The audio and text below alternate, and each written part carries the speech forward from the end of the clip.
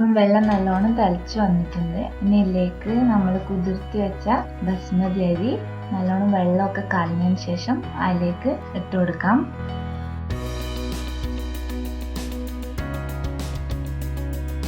ഇപ്പം നമ്മുടെ ഉരുളകൾ റെഡി ആയിട്ടുണ്ട്. ഇനി നമുക്ക് ഫ്രൈ ചെയ്തെടുക്കാം.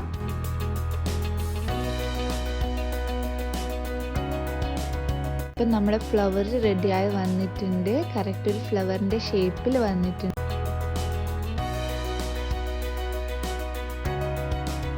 ശേഷം ഓരോ ഉരുളകളാക്കി ജസ്റ്റ് ഒന്ന് പ്രസ് ചെയ്യുക. കൂടുതൽ കട്ടി വേണ്ട, തിന്നായിട്ടിരിക്കുന്നതാണ് നല്ലത്. അതിന് ശേഷം അത് ഓരോന്നായി ഫ്രൈ ചെയ്തെടുക്കാം.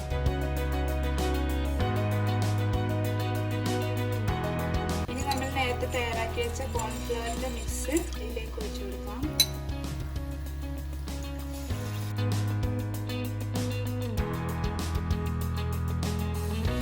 വീട്ടിൽ എപ്പോഴും അവൈലബിൾ ആയിട്ടുള്ള സാധനങ്ങൾ കൊണ്ട് മാത്രമാണ് ഇപ്പോൾ ഉണ്ടാക്കിയിട്ടുള്ളത്. എല്ലാവരും ഉണ്ടാക്കി നോക്കുക.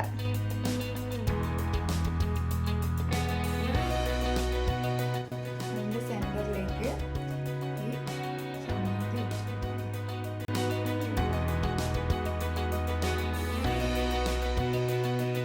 ഇപ്പം മേലഭാഗം ഉറച്ചു വന്നിട്ടുണ്ട്. ഇനി ഇത് നമുക്ക് തിരിച്ചിട്ട് കൊടുക്കാം.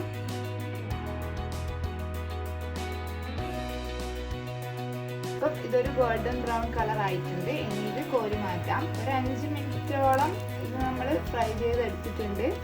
ലോ ഫ്ലെയിമിൽ ഇട്ടിട്ടാണ് ചെയ്തെടുത്തത്.